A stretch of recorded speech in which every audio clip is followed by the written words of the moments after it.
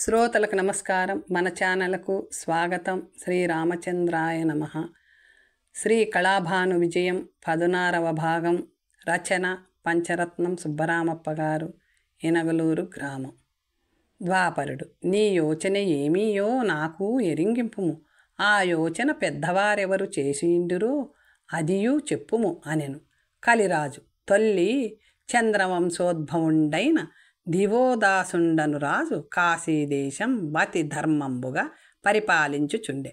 అతని ధర్మ ప్రవర్తనచే ప్రజలు దేవతలనర్తింపన గత్యమే లేకుండే. కాశీక్షేత్రమందనవరత మావాసము కల్పించుకొనియున్న విశ్వేశ్వర ఆది సమస్త దేవతలు తమ్మర్తించువారు అర్చించువారు లేక దేవతలు స్వర్గలోకమునకు విశ్వేశ్వరుడు మందేహరుణ ద్వీపమునందున్న దదిమండ పర్వతంబునకు జనియే. మరలా వారందరొకచో సభచేసిరి. ఆ దివోదాసునెట్లయినా రాజ్యమును వదిలింప చేయవలేనని ఎన్నియో ప్రయత్నములు ఆచరించిరి. కొనసాగదయ్యే. నా వల శ్రీ మహావిష్ణువును మహాలక్ష్మియు పాషాండ వేషములతో జనుదెంచి పురుషులకు విష్ణుండును స్త్రీలకు లక్ష్మీదేవియు అధర్ముక్తులు బోధించిరి. అందున శ్రీలతి సత్య వ్రతులయుండుట చే లక్ష్మీదేవి సిద్ధురాలనియు జోగురాలనియు అనేక పేర్లచే ప్రతి స్త్రీ చెంతను నిలిచి బోధించి పాతివ్రత్య ధర్మములను వర్ణింపచేసి అధర్మపరాయణలుగా నొనర్చే. గణపతి దైవజ్ఞుడై ఆ రాజు చెంత చేరి ఈ ఉత్పాతములు బోధించి ఉద్వాసనము గావించే. దివోదాసోద్వాసనమైన అనంతరము ప్రజల ధర్మములై తమ కోర్కెలు నెరవేరక దేవతలను ఆశింపవలసి వచ్చే. అప్పుడు విశ్వేశ్వరాదులు కాశీపురి చేరి తమ అర్చనాదులు యథాస్థితి గావించుకొనిరి. నేనును మా జ్యేష్ఠాదేవిని బహువిధావతారములు ధరించుచున్నట్లు ఆజ్ఞాపించదనట్లు ధరించి ప్రతి భారతాంగనచే చెంతనట్లే సిద్ధురాలనియు జోగురాలనియు పేర్లచే ప్రవేశించి వార్ల చెంత నాస్తిక మత బోధ చేయించెద. పతిభక్తి తప్పించెద. అన్యపురుషుల స్నేహం వనరింప చేసెద.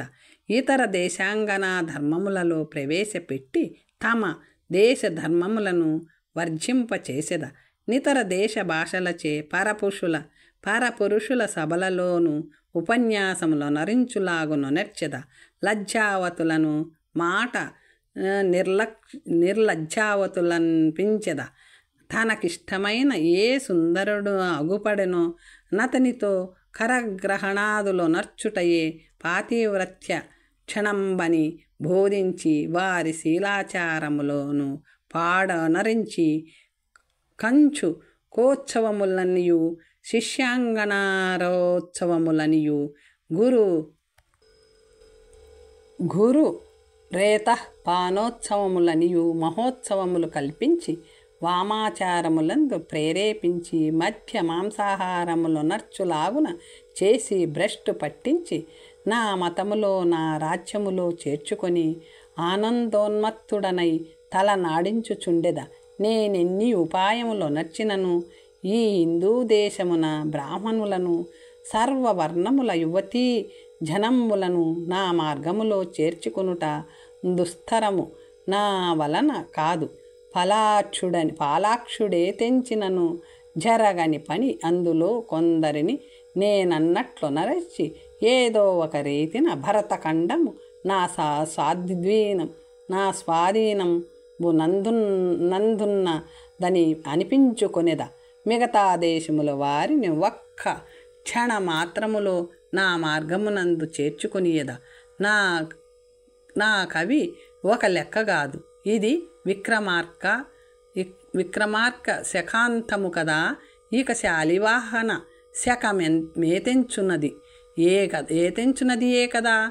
నా ప్రాణపతకము ఆ శకమే గదా. నాకు కన్న తల్లి వలె నుండును కానీ ఇప్పుడేదో ఒక రీతి కాలము త్రొబ్బెద అనెను. అని పాషాండాలాపనములచే కలి ద్వాపరముల మాట్లాడుచుండ నా చెట్ల సందుల నుండి ఒక తేజం అఖండంబై వారికి మెరుపువలే గోచరం వయ్యే. అది ఏమో ఎనుచూ చూచుచుండ ధగద్ధగాయమానంబైన ఖడ్గమును ధరించి ఒక మంగళాకారముగా కాననయ్యే. ఆ ఆకృతి మనస్వసుందరం బింబంబైయుండే.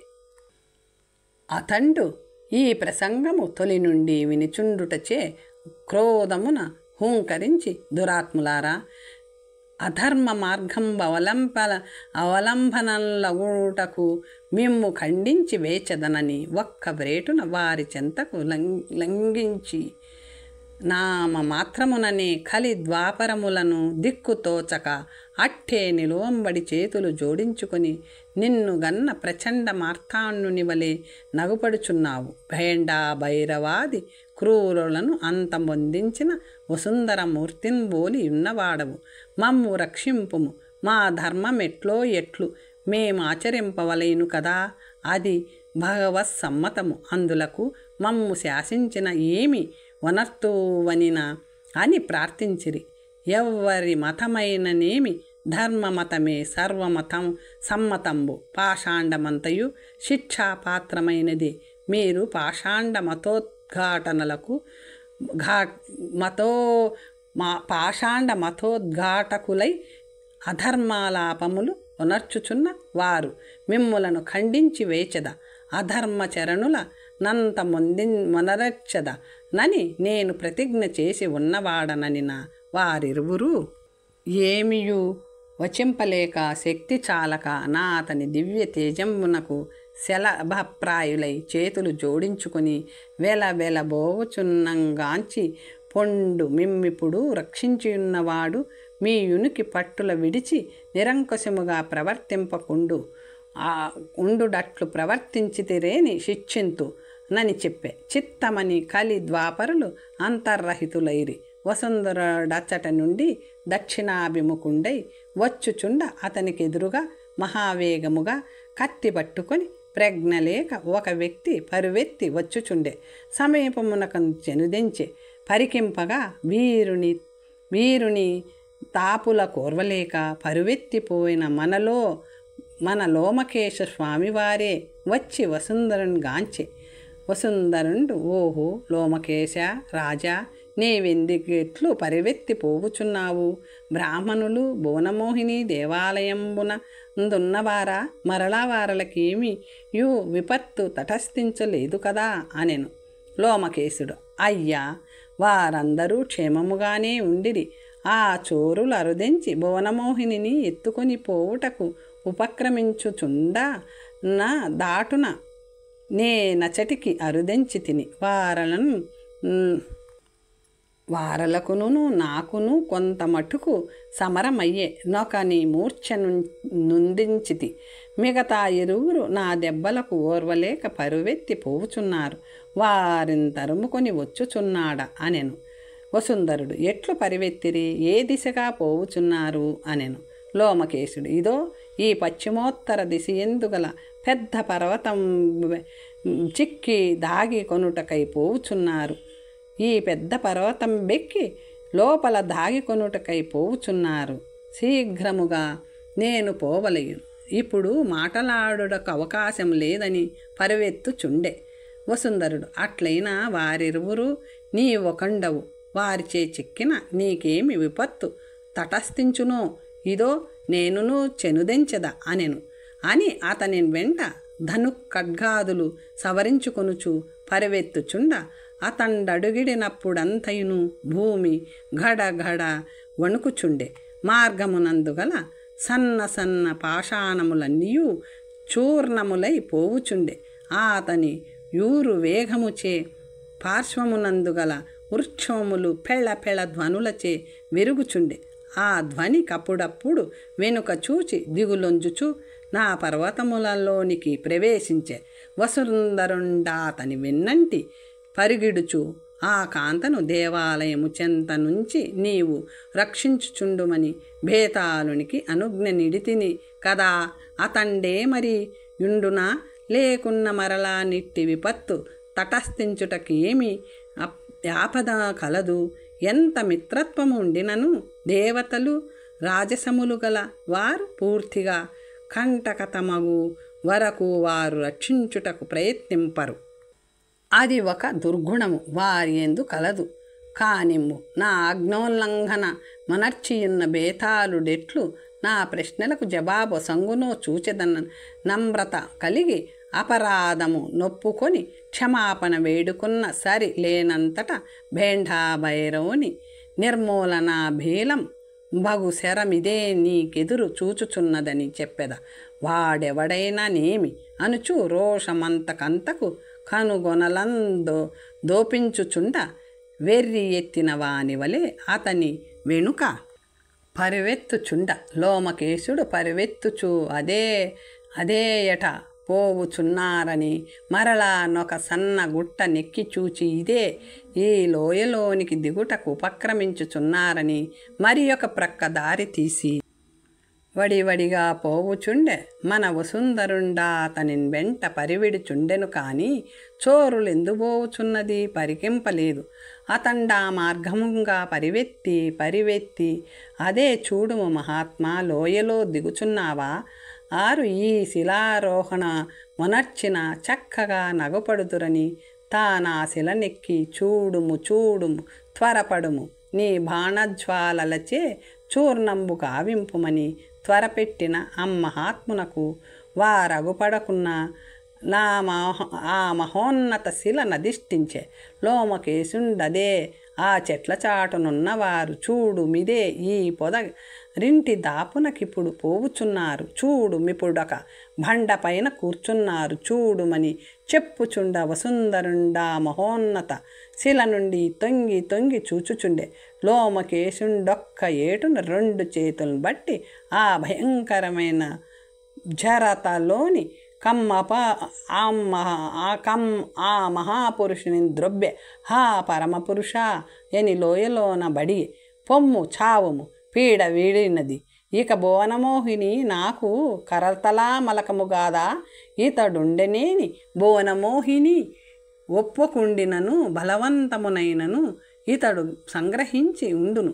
నాకు నిశ్చింత అయినదని అన్నప్పుడు బ్రతికిన వాణిని గదా తలించి మహానందముచే లోమకేశుండా ఆ పర్వతము నుండి దిగి శరవేగమున దేవాలయ మార్గముగా వచ్చుచు దివ్య ధూమ్ర లతా విసరంబగు ఒక సుందర రామమునుగాంచె. తన్మధ్యంబున దొక పొదరిల్లగుపడియే. ఆ పొదరింటి మాటున వాయులు చలితంబై ఒక దివ్యశ్రీ చలచెరంగు పటపట ధ్వనులచే మెరుపు వలె కనిపించే. నిందెవరో సుందరి కలదనుకునుచు పొదరింటి సమీపమునకు జని అచ్చట చూచి ఔరా ఈ కాంత చోరులచే పట్టుబడి దేవాలయ ప్రాంతమునందున్న దీవనంబున కెందుకు జనుదెంచును అనుకునుచు సమీపించి, కాంత నీవిప్పుడు చోరులచే పట్టుబడి దేవాలయము చెంత శోకమే రూపముగా నుంటివే. నీకీ విలాసమెందుంటి కలిగే, ఈ సుఖం వెచ్చట లభించే. ఇచ్చటికెప్పుడు వచ్చితివి భూసురులను విడనాడి ఒంటరివై ఉన్నదానవే రమణి. స్వప్నమున భర్తగా వరించితినని నీవన్న రీతి నిప్పుడొంటరి అయి ఈ వనదేవతా సమక్షమున గాంధర్వ విధిగా నన్ను వరింపుము. మందహాస వదనముచే ప్రసన్న దృష్టిగాంచి మృదు మధుర సధారా లోలుక నొక పలుకుము. ఎన్ని దినముల నుండియో నీ ఆలింగన సౌఖ్యంబు అభిలషింపుచున్నా నన్ను కరుణింపరాదా దేవి. నీ చరణ సేవకుడనై ఉండెద. నీ మధురాధర సుధార సంబిమ్ము. నీ సన మధ్య విరాజితంబు పత్రభంగ రేఖలు నా వక్షముపై ముద్రింపుము అని విభ్రాంతుడై పలుకుచున్న అతని గని, దేవా ఇది వరకు నీ పైననున్నదంతయు ప్రణయ కోపమే కాని అత్యాగ్రహం కాదు. ఆ నూతన పురుషుడై నవ వసుంధరుని మరియింపవలెనని యుంటినది యుక్తముగా తోచలేదు. కళాభానుడు నామా వశిష్ఠుండయ్యే. నిన్న దేవాలయములో నే చెప్పిన రీతి నా స్వప్నములో నిన్ను వరించి ఇంటినది నిక్కమైన విధి. స్వప్నమందొక వనర్చుకొన్న ఆ అలంకారములిప్పుడు నా ఎందు కనబడుచున్నవి. యోచింపగా మనకిరువురకు ప్రేమానుబంధ రూపమగు నీ త్రాడు తెంచినను తెగకయున్నది కాన ప్రేమలతాబంధనము చే నిన్ను కట్టివేచెద. అనంగ కథనమున నిన్ను హతము కావించెద. మోహశాకరాళ వదనముచే నిన్ను కబళించెద. గాంధర్వ రూపకమును పైశాచిక రూపకమును నీ దేహాగ్రణంబాచరించెద. ఈ అరణ్యము నూతన వధూవరులు సంచరింప యోగ్యమైనది కాదు. మనము త్వరగా ఇందుండి వెడలుదం. ఇప్పుడే నీ ఒక పిశాచములై నా కంటికి కనబడుచున్న వాడవు. నాకొకింతటి అవస్థ పడుచున్నవాడవని నీ నిమిత్తమే ఆ బ్రాహ్మణులు మెరింగించి ఒంటరినై ఎదురు చూచుచున్నాను. ఇందుండిన నింక విశేషములేమి తటస్థించును అని నా లోమకేశునకు సంతోషము మించి దేహముపై ప్రజ్ఞ లేక, దేవి నీకీనాటికి నా పైన దయ కలిగే కదా అని మరలా భువనమోహిని గాంచె. తలపాగా సరిగే చేసుకొని మరలా సవరించే. ఖడ్గమును చేతి నుండి వదిల్చి వరలో నుంచుకొని మెల్లమెల్లగా రాగంబులు తీయ తొడంగే. నీరు కరములచే 2 తొడలపై మృదంగ ధ్వనులను దాటించే. ఇట్లు వికారపు చేష్టలు చేయుచున్న లోమకేశుని గని, ప్రాణేశ్వర ఇక వెళ్ళుదా, మా వృక్షశాఖయందొక పరిపక్వ ఫలములు కలదు. చిలుకకు ఆహారం వసంగవలయు తెచ్చి ఇమ్మనిన అది ఎంత పనిని. లోమకేశుడా చెట్టు నెక్కి పండు పెరికి ఇదిగో ఫలము దిగువబడిన నలిగిపోవును. వడి పట్టుము వేచదననియే. నాథ వడియందు వలదు నోరు తెరిచెదా, నోట తప్పక వెయ్యము. నీ లక్ష్యశుద్ధి కనుగొందమనిన నోరు తెరిచి కరాళ ద్రష్టాలతో భయ తర జ్వాలలతో అఘోర వదనముతో నొక పెద్ద పిశాచము రీతి కాన్పించే. నదిగని అయ్యో భూతమని అరుచుచు అతండదరి మాని నుండి దబ్బున దిగువబడియే. నందుచే అతని సంధి బంధములన్నీయు సడలే. నదిన్గాంచి ప్రాణేశ్వర ఎందుకింతటి భయముంది కేకవేసితిరి. నేనిందే ఉండగా మీకేమి భయము. అయ్యో ఇది పాడారణ్యము. ఇచ్చోటు విడిచి పోవక పాపి మామిడి పండునకై మీకింత ప్రయాస కలిగించితి. ప్రాణేశ్వర అయ్యో నేనెందున్నను దుఃఖమే తటస్థించుచున్నదే అని దేహము నిమిరే. ముండ్లతో నిమిరినందువల్లనో లోమకేశునికి స్మృతి కలిగి, కాంత అతి కోమల మృణాల సదృశమగు నీ పాణి పల్లవ మేలకో కఠోర కంటక సదృశముగా నున్నదనిన ప్రాణేశ్వర నన్ను గాంధర్వ విధిగా వరింతువు. లెమ్మని రెట్టబట్టి లేవనెత్తి అతనియో ఎదుట నిలిచి తలయూచి కళ్ళు త్రిప్పి నోరు తెరచి నాలుకల్లాడించి హూంకారమొనరించి అయ్యో చచ్చితినని అరుచుచూ అతడు నేలబడి అదిన్గాంచి, నాత ఇప్పుడే ఇంత కలవరపాటైనా ఇంక ముందెట్టు జరుగవలయు. ప్రాణేశ లెమ్మని తలపై ఒక్క పోటు పొడిచి అతని సన్నటెముకలు విరగొట్టునట్టు కాలిచే తన్ని పాదములు 2 బంధించి ఒక వృక్షశాఖకు తల క్రిందుగా వేలద్రీసి భువనమోహిని కనబడక ఎచ్చటికో పోయ. మన్మద మోహిని దేవతలంబోలు ఆ దేవేరులిరువురు పుత్రికా వియోగంబుచే శోక దేవతలంబలే కాన్పించుచుండిరి. వారిది వరకేమి గతి పట్టయున్నవారో వెదుకుటకై చెనిన దుశ్శీలాదులో రాక తడిసిరి. ఎందుకన్నా అగుపడలేదని సైన్యాది వచించే 10 దినముల నుండి వెదికి వృథా ప్రయాస చెందుచున్నాను. ఏమి చేయుదునని ఏడ్చుచు ఒక పురుషుడొక్క గుర్రముపై అధిష్ఠించి కత్తి పట్టుకొని హిమాలయారణ్యములలో వచ్చుచుండ అతనికి ఏదియో ధ్వని వినిపించే. వెనుక తిరిగి చూడ ఒక పురుషుండరుదెంచుచుండె. అతనికి 45 సంవత్సరముల వయస్సు మీరియుండె. కనుబొమ్మలు లెప్పుడునూ ముడివేచుకునే యుండుటచే అతడు సహజ క్రూర స్వభావుడని చెప్పక చెప్పుచుండెను. అతడు గొప్ప ఇంటి తనము గలవాడని దుస్తుల వలనను ముఖ లక్షణముల వలనను ఆభరణముల వలనను తెలియచుండె. అతని నేత్రములు ఎర్రవారి యుండుట చేతను నడుచున్నప్పుడు అటూ ఇటూ ఊగాడుట చేతను మద్యపాన మదోన్మత్తుడని తోచుచుండ ఆ పురుషుని చూచినంతనే మన అశ్వారోహకుడు గుర్రము నుండి దబ్బున దుమికి, తమ్ముడా దుశ్శీల, నీ అన్వేషణము వృథాయేనా లేక ఎందైనను నా పుత్రిక అగుపడెనో చెప్పుమని అడిగే.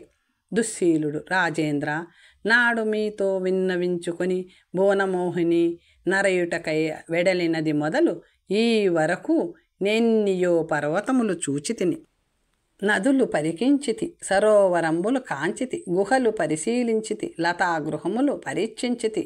వృథా అయ్యే ఆమె భూమియందున్న మాట వదలవలసినదే. నేను నిరాశ చేసుకొన్నాను. మీ మనం బెట్లున్నదో చెప్పచాల అనెను విభావుడు. తమ్ముడా, నేను ఊరు వెడలునప్పుడు అమోఘమైన శుభసూచకములు అగుపడి ఇంకను నా కూతురు జీవంతురాలై ఉన్నదనుకొన్నాను. వెదకవలయు, ఇంతటితో చాలించుకొనుట తగని పని.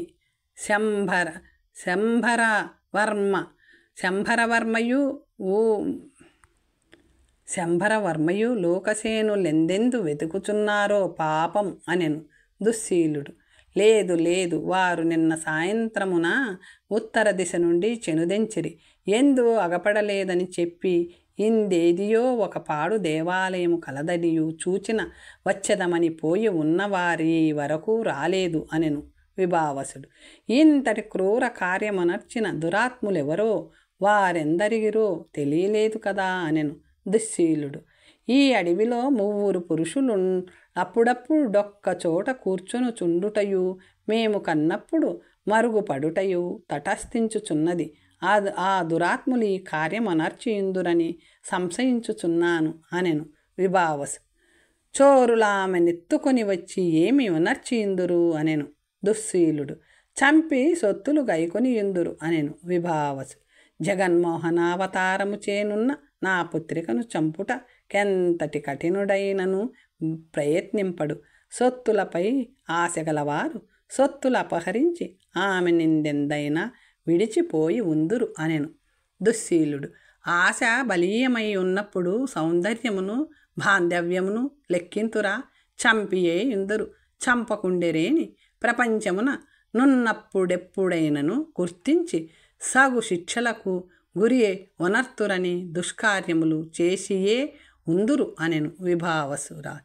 నీ కుమారులు నిన్న సాయంత్రమున ఇందెదియో దేవాలయమునందు చూచి వచ్చేదమని పోయినారని చెప్పితివే. అచ్చటికి మనమును వెళ్ళి చూచివత్తము రమ్ము అనెను దుశ్శీలుడు. మా బిడ్డలను కోల్పోయిన వారి వలె ఈ అడవిలో వెతికి విసుగు జనించినది. మన అదృష్టవశమున భువనమోహిని అగుపడనేని నీ కోర్కె ప్రకారము మా భువనమోహిని లోమకేసున కొసంగి అర్ధరాజ్యమొసంగదు. నీకు పుత్రులు లేరు. నీకెన్ని సార్లు చెప్పినను మనసుకు రాకున్నది. పుత్రులు లేని వారికి పున్నామ నరకమును ధరించుటకు వీలుండదు. నా 2వ కుమారుని దత్తు తీసుకొనుము. మిగతా అర్ధరాజ్యం అతని కొసంగుము. వంశానుగతమైన మన రాజ్యము ఇతరుల పాలొనర్చుట ధర్మమగునే. యోచింపుము అనెను విశ్వావసు. దుశ్శీల, నాకేమియూ తోపదు.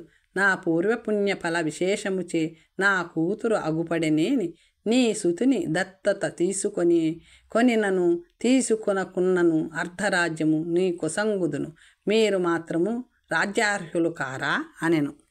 అని మాట్లాడుచు దేవాలయ సమీపమునకు జనిరంతరాజు భువనమోహిని అని అరిచె. లోపలనున్న బ్రాహ్మణులను భువనమోహినియు పరుగువెత్తుకొని వచ్చిరి. ఆమెను గన్న ఆ మాత్రముననే విభావసుడు గుర్రము నటు వదిలి, అమ్మాయి, నా తల్లి, ప్రాణముతోనున్నదానవా అని దొబ్బుకొని ఏడ్చె. తండ్రి, మిమ్ము కను భాగ్యము కంటిని, మా తల్లి ఎంత దుఃఖించుచున్నదో అని భువనమోహినియు దుఃఖించే. అంత దుశ్శీలుడు ఆమెన్ గాంచి, కూతురా, మా పుణ్యవశమున నిన్ను కనుభాగ్యము కంటిమి. చోరులచే చిక్కినది మొదలీ వరకు నీ నిమిత్తమే నేనును మా శంభరవర్మయు నులూకసేనుడును తిరిగి అవస్థపడుచున్నవారము. నేటికి మా అవస్థలన్నీయూ గట్టెక్కినవెనీన పిన్నప్ప, నా నిమిత్తమై మీరెంత కష్టపడితిరో, మా అన్నగారెందుందు వెతుకుచున్నారో, మీరునర్చిన సహాయమునకు మీకు మేలు చేయవలెనని భగవంతుని కోరుచుండెద. మా అన్నగారెందుపోయినది తెలియదు కదా అనెను. దుశ్శీలుడు, నిన్న సాయంత్రముననే వారి దేవాలయము చెంత నెవరో గలరు చూచి వచ్చేదమని ఈటకు వచ్చిరి. మరలా వారి వరకు నా చెంతకు రాలేదు అనెను. భువనమోహిని, నిన్న సాయంత్రమున ఇచ్చటికి మా అన్నగారు రాలేదు. ఆ చోరులు మువ్వురు అరుదించి ఉండిరి. లోమకేశుడు వారిని తరుముకొని ఒకని మూర్ఛ నొందించే, మరియొకని తాపుల కోర్వలేక పరువెత్తే. ఈ బ్రాహ్మణులు నన్ను పట్టుకొని ఉన్న మరి ఒక చోరుని లోమకేశునిచే మూర్ఛ నొందిన వానిని బట్టి కాళ్ళు చేతులు బంధించి పాడు గుంతలలో ద్రొప్పి వచ్చియున్న వారము. విభావసుడు, వారున్న చోటు ఇచ్చటికెంత దూరము కలదు? ఇప్పుడే పోయి చూచి రావలయుననిన వారందరూ సమ్మతించి అచ్చటికి పోయి చూడ నచ్చటనెవ్వరును లేకుండిరి. అందులకు ఆ బ్రాహ్మణులు యోచించి, సరి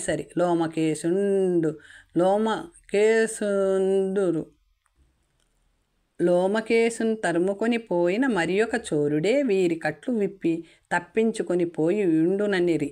అందులకు దుశ్శీలాదులు నిక్కమట్లే జరిగియుండునని అనుకొనిరి.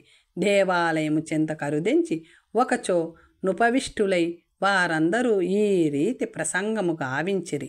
దుశ్శీలుడు, అన్న, మనమనుకున్న రీతి భువనమోహిని లభించినది. ఇది సంతోషకాలము.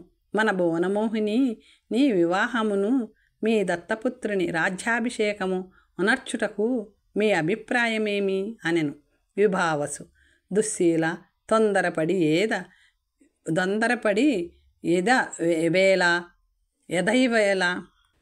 తొందరపడేదవేళ మణిసంధ్యనమున కుంజని మీ వదినగారికి మణిసంజనమునకు చెని మీ వదినగారికి భువనమోహిని నొసంగి వారి మనస్సు సమ్మతి వనర్చి ఆవల శుభముహూర్తం పొందుపరిచి 2 కార్యములు ఒకటేసారి వనర్పవలయు. ఇంతకు మన ఉలూకసేనుడు రాలేదు. లోమకేశుడెచ్చటికో పారిపోయి ఉన్నాడు అనెను. భువనమోహిని, అప్ప, మా పినతండ్రి గారు నా నిమిత్తమై బహు ప్రయాస పడి ఉన్నవారు. మా అన్నగారు అట్లే ఈ అరణ్యమున తిరిగి తుదకు తమ ఇష్టము నెరవేరక ప్రయాసపడుచున్నవారు. ఇప్పుడు వారందరి ఇష్టము సఫలమగునట్టు నేను లభించియున్నాను. వారలం పిలిపించి ఉల్లూకసేనుని మీరు దత్తత తీసుకొని మీ వాక్యానుసారం అర్ధరాజ్యంబు పట్టాభిషేకమనర్పుడు. మిగతా అర్ధరాజ్యము ఉండిన చాలు. వారి ఇష్టమునకు వేరుగా యోచింపకూడదు అనెను. విభావసు మహారాజు, మీ అందరి ఇష్టము అట్లుండునప్పుడు నాకును సమ్మతిమే అనునంతలో శంభరవర్మ ఉలూకసేనుడు ఏతంచిరి. వారిని గాంచి, నాయనలారా, నా నిమిత్తమై మీరెంతయో బాధపడి ఉన్నారు. మీ చెల్లెలి నాడు తటస్థించినది. ఇదో చూడుడు, మీ చెల్లెలి అనియే. ఆ మాట విన్నంతనే వారు సంతోషముచే, చెల్లెలా భువనమోహిని, నీ నిమిత్తమన్ మేమెంత ప్రయాసపడి ఉన్నవారమో, నీవీనాడు లభించుట మా కమర లోకాధిపత్యం లభించినట్టున్నది తల్లి. మా కష్టములన్నీయూ నెరవేరెననిరి విభావసురాజు బ్రాహ్మణుల్గాంచి రాజ్యాభిషేకమునకు దత్త స్వీకార పుత్రో.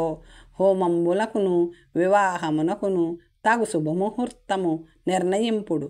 మా భువనమోహిని లభించిన సంతోషకాలమగుటచే ఈ అరణ్యముననే, ఈ వనదేవతా సమక్షముననే అగ్నిసాక్షిగా నన్నీ కార్యములొనర్చి ఆవల గృహమునకుంబోవలయు అనిన ఆ బ్రాహ్మణులు కేమియూ తోపక యోచించి, ఇది ఆశ్వీజ మాసము కదా, రాజ్యాభిషేకం కాదు, రాజ్యాభిషేకాదులు శుద్ధ దశమి ఎందు శుభప్రదమగుటచే నిశ్చయింపుడు. నావలయు పదార్థములు ఆశ్రమ యాగ విధాన ప్రకారము సేకరింపుడని విమర్శ చేసిరి. దుశ్శీలుడా పదార్థములు సమకూర్చుటకు సమ్మతించే. నేడు నవమి కదా, రేపు తెల్లవారి సర్వ సామగ్రులతో అందరూ ఈ దేవాలయము చెంత చేరబలేనని అనుకొనిరి. దుశ్శీలుడు సామాగ్రి సమకూర్చుటకై వెడలే. అప్పుడు సుబ్రహ్మణ్య శర్మ సూర్యనారాయణ శాస్త్రిగారా భువనమోహిని సంతోషమునకు ఆశ్చర్యం వహించి రాజుతో ఇలా ప్రసంగించిరి. తర్వాత కథ వచ్చే భాగంలో తెలుసుకుందాం. ఓం స్వస్తి.